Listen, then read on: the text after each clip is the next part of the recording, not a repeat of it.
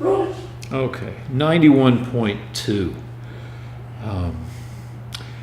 So the sentencing report for Paul Manafort came out, and it's 800 pages.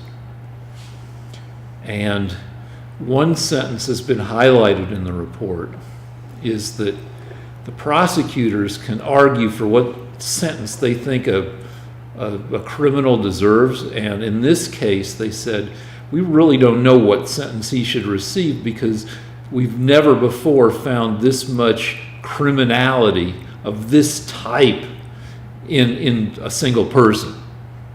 Apparently he did a lot of really bad stuff over a really long time, and I guess people expect him to go to jail for about 25 years, and he's 69, so he won't get out till he's 94, basically the rest of his life.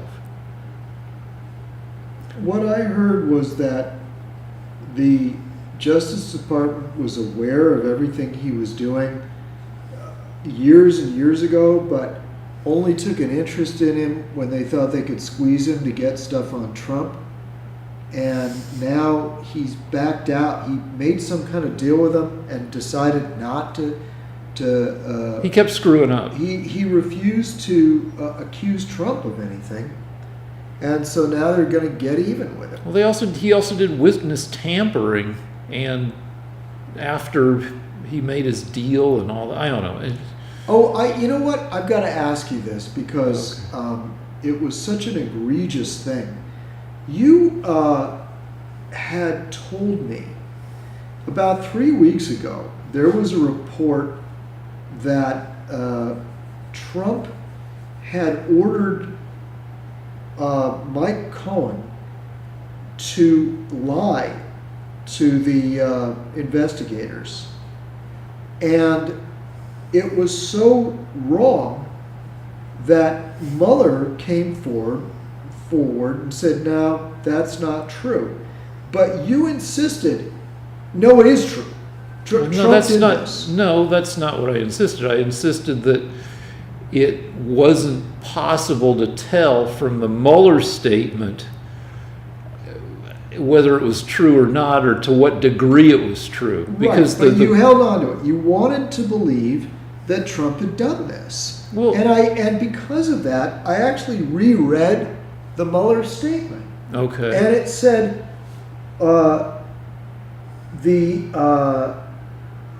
this is not true.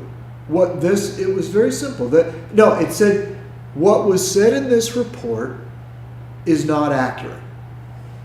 So what more do you need before you'll stop believing bad things about Trump? Even when the Mueller people come forward and say this is not accurate, you still want to believe that he told Michael Cohen to lie. Well, what my media, like CNN and MSNBC, said is, to the extent that I remember, is that the Mueller denial of the report, where did it come out? Was BuzzFeed, that venerable news source. Right, that you believe.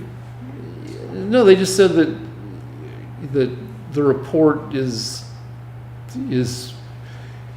inaccurate, but they didn't say to what extent. But anyway, I gotta say, I don't know, we're waiting on the Mueller report, which is supposed to come out in the next couple of weeks, according to a lot of sources. I just want to know, can you just admit that you agree with Mueller and that there is no accuracy in the report that Trump ordered Michael Cohen to lie? He's not. Mueller has said this isn't true. You're a dead ender. You can't just say, I guess Trump didn't say that.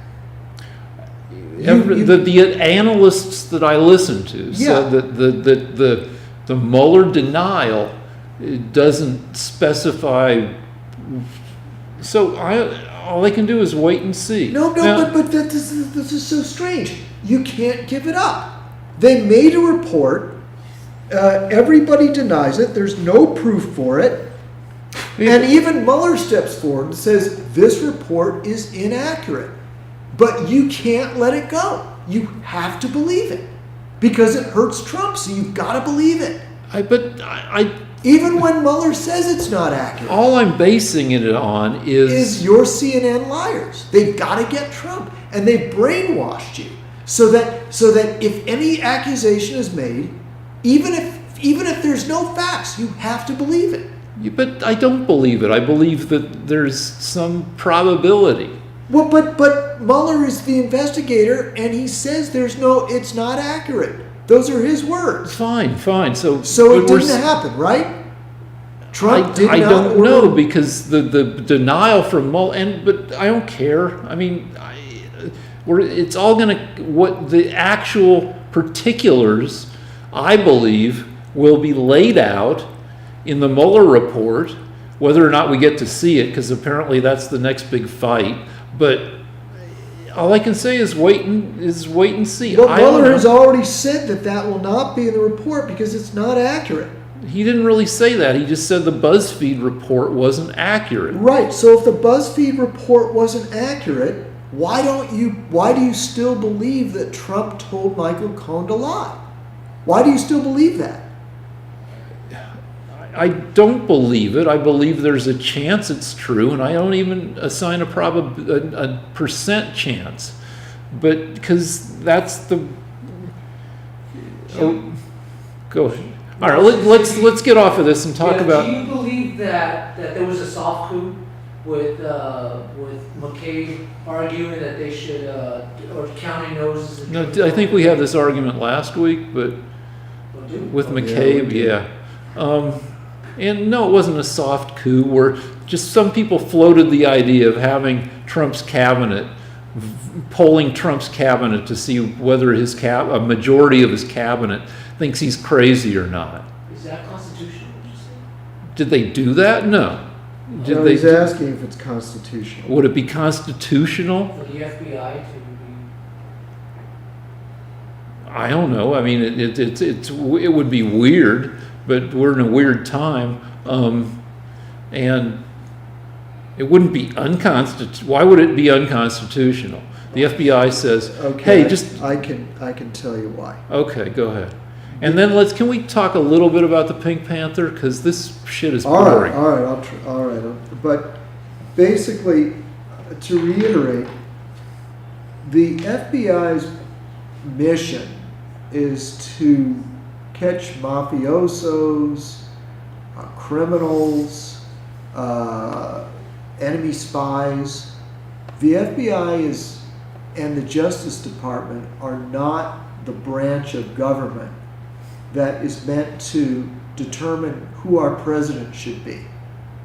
And if the American people elect somebody, it's not up to the Democrats in the FBI and Justice Department to say, we don't like that guy, we don't agree with him, and we're going to try and figure out a way of getting rid of him.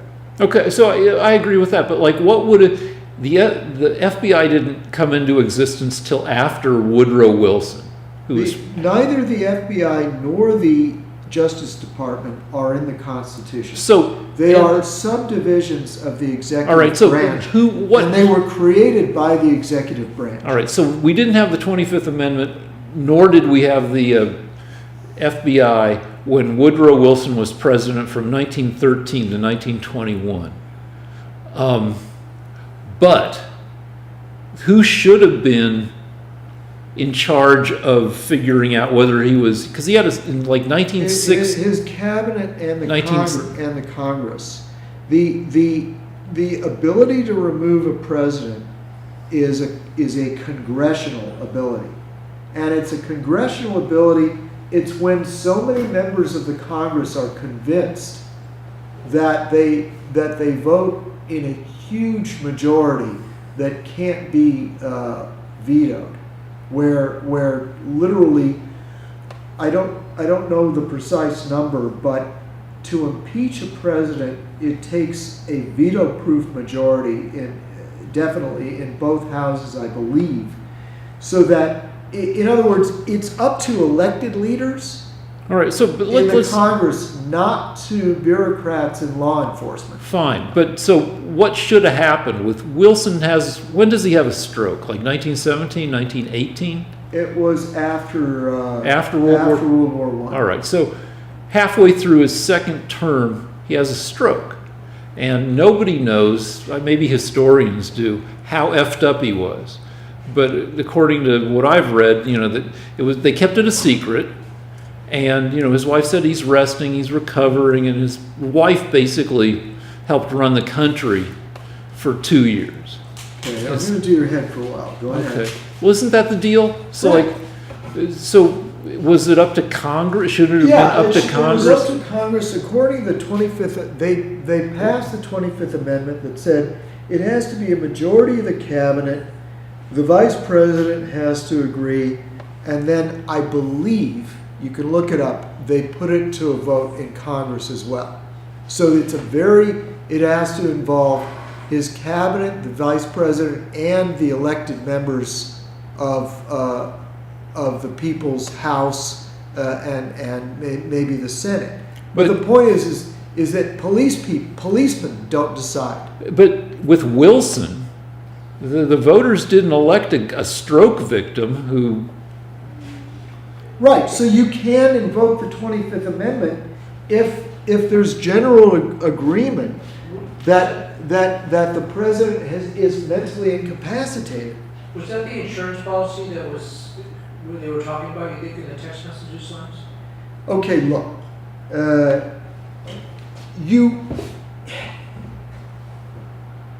The Obama administration had corrupted the FBI to the point where the FBI and the Justice Department were not going to accept the people's vote.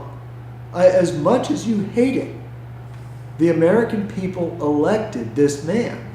And Democrats don't seem to understand that the FBI and the Justice Department can't overturn an American election. That's not what they were trying to do. Well, now wait a minute, Rick. The head of the acting Attorney General, Rosenstein, and the acting FBI head, McCabe, were discussing going into the meeting wearing a wire so that they could catch Trump saying something that they could use against him. They had several meetings about it, and they were strategizing how they could invoke the 25th Amendment. Now, that's not their job, Rick. And you can't just say, you can't just say, no, that's not what they were doing. That is exactly what they were doing. And furthermore, the insurance policy that was talked about by Strzok and Page, who were high up in the FBI, the insurance policy was basically, if Trump was to get elected, and they said, God forbid, he should lose, he shouldn't possibly have a chance, he should lose 100 million to 1 to nothing. But they believe there should be an insurance policy, and we believe that the insurance policy was the Mueller investigation, so that if he lost, so if he got the presidency, the Mueller investigation would find a way of impeaching him. Well, that's weird because the Mueller investigation didn't exist for another 8 months after they made whatever statement they made in their text messages. Well, that was the plan, though, and in fact, they are the ones. It was the FBI that released the contents of the dossier, the Russian prostitutes peeing on Trump's bed. That was released by the FBI to the newspapers. Now, why is the FBI releasing false information to the newspapers that is in a secret investigation?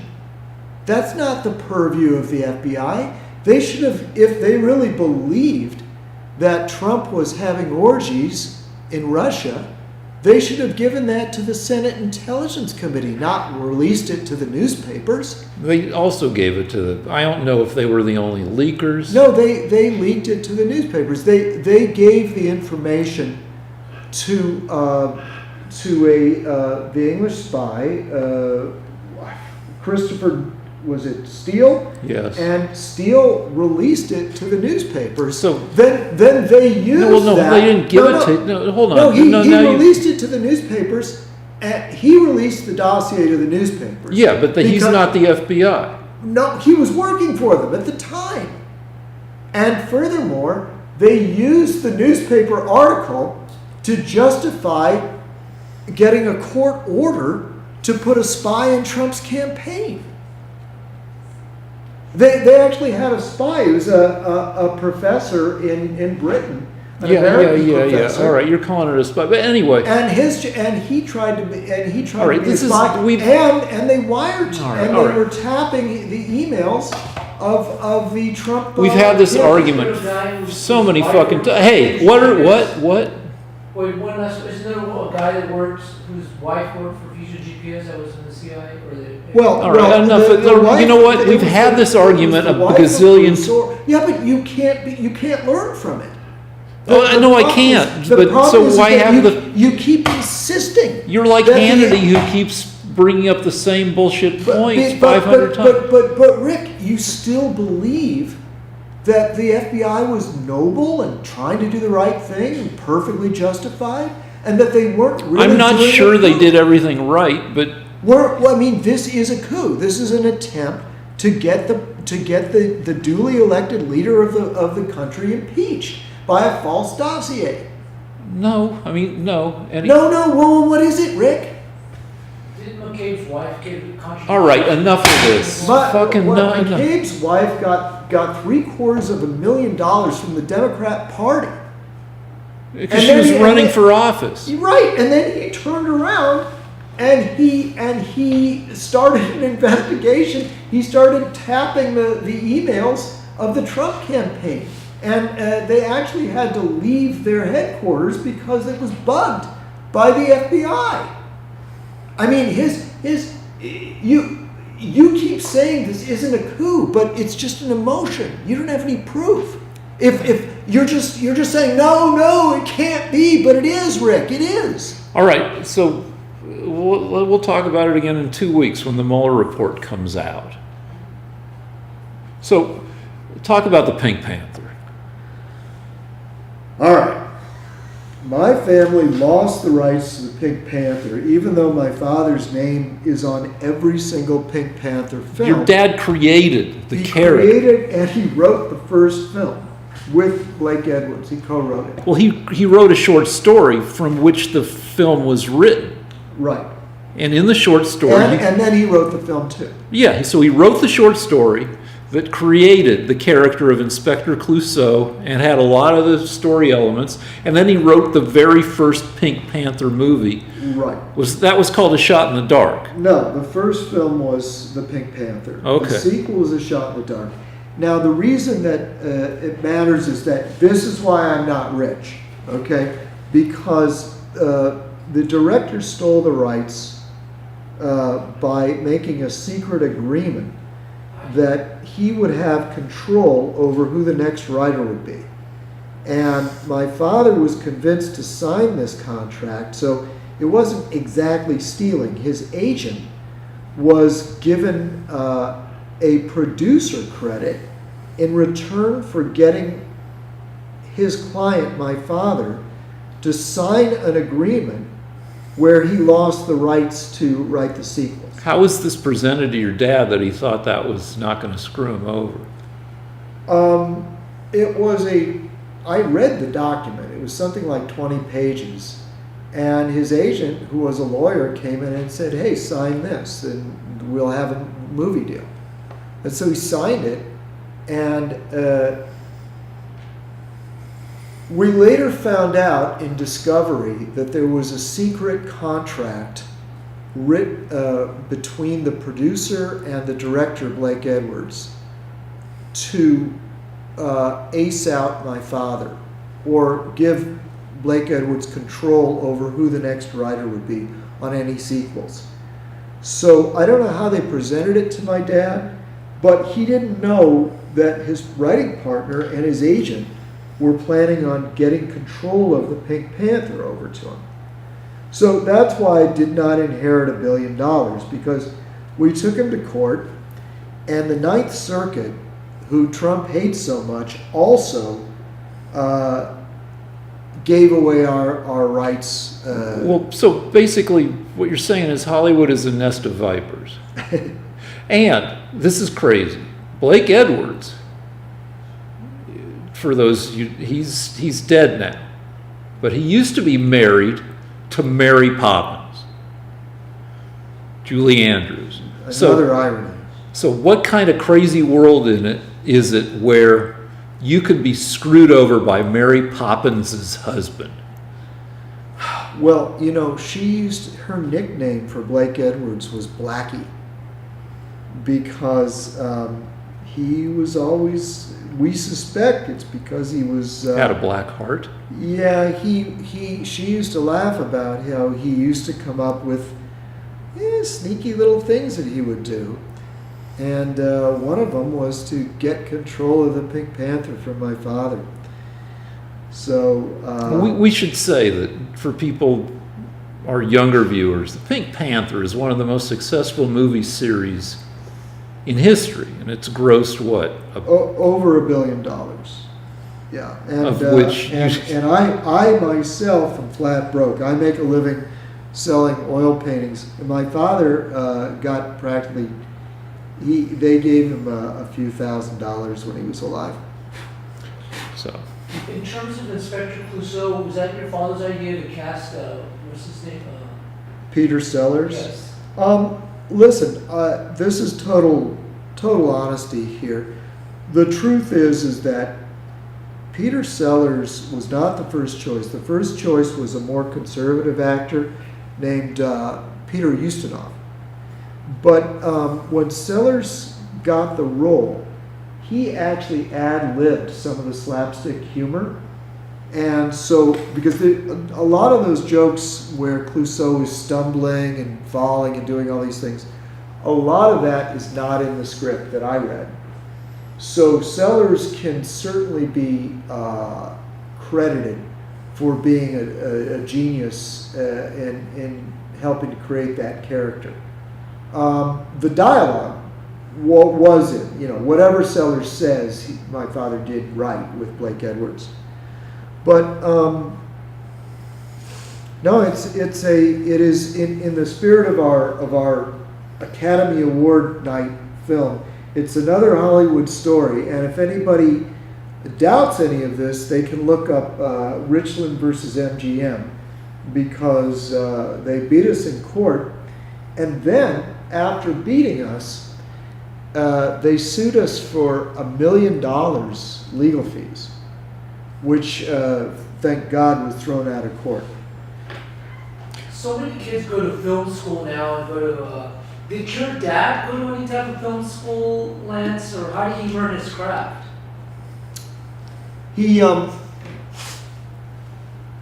was a journalist. Can you repeat the question? Okay, you're just asking how my father learned to be a terrific writer. So let me just reiterate. He had won an Academy Award, being nominated against himself 4 years before inventing the Pink Panther. So that was his third hit. And both the Pink Panther and Pillow Talk are on many lists of the top comedies of all time. They're dated now, a little bit. I actually think Pillow Talk holds up very well. But he had started out as a journalist. He wrote for the L.A. Times. didn't he write for Stars and Stripes? Yeah. He wrote wherever he was. So if he was in the Army, he wrote. He was in World War II, right? Yeah, he wrote for the Stars and Stripes newspaper. He wrote for he went to journalism school. He went to the University of Missouri. He didn't get a degree, but after that, he started to write jokes in radio, and then jokes in TV, and then films. So it was a very natural progression. from newspapers to radio to TV to films. And he wrote 7 movies. And it's kind of sad because had he 7 lived- movies that got made, right? Yeah, that actually, I mean, he wrote hundreds that didn't get made. Literally, probably hundreds. But there were 7 major films, all of which made money and were successful. If he was alive today, I think he'd be amazed to find that 2 of his films are considered on the top 50 comedies of all time. And that's an incredible achievement. When in his final years, he could. It was very difficult for him to survive financially. He died penniless. Speaking of, you can send us money at lanceversusrick at gmail.com. That's our PayPal account, lanceversusrick@gmail.com. And Somebody tried to send money, they said. Did you read that comment? well, somebody tried to send us money? Yeah, they said they couldn't do it. Oh, Did you read that comment at all? Lance? No. no, I'll look it up. Is that the one that wanted to send it on Patreon? I don't know. All right. So how much time we got? Should we talk about 2 minutes. 2 minutes? Just real quick though, Lance, you didn't answer, what was your dad's training? Or was it just His, self-taught? okay, let me tell you how. 2 minutes. When you wrote, okay, they used to have to write jokes, and every writer had his name on his jokes, and they would time how long the audience laughed for each joke, and at the end of the period, they would add up which writer got the longest laughter, and that would be the head writer. So it was all based on how much you could make people laugh. It was totally talent-based. So his training was competitively trying to come up with the funniest jokes, and that was it. All right, minute and a half. Alexandria Ocasio-Cortez. What are we talking about with her? People are wondering where she lives, where she knows that's, and then Oh, there's there's- a sign on Times Square. I guess the conservatives are putting up signs ripping on her. She's fantastically charismatic. She's probably the most charismatic of this current crop of politicians. And, we haven't had a super charismatic politician since Obama. She's like the Sarah Palin of the liberals. Yeah, except when people challenge Sarah Palin for not knowing stuff, Sarah Palin didn't have much of a comeback. When people challenge, Ocasio-Cortez for getting something wrong or not knowing the facts, she usually comes back. I follow her on Twitter, and she usually comes back with facts that back her. She's good at. Rick, she wants to get us off fossil fuel within the next 12 years. Yeah, that won't happen. Yeah, but I mean, that's insane, Rick. It's not. It's a nice target, What- but we won't What do you hit mean a that. nice target? In fact, she wants to retrofit every single building in the United States, and she wants no nuclear power, and to provide and no cars and no cows.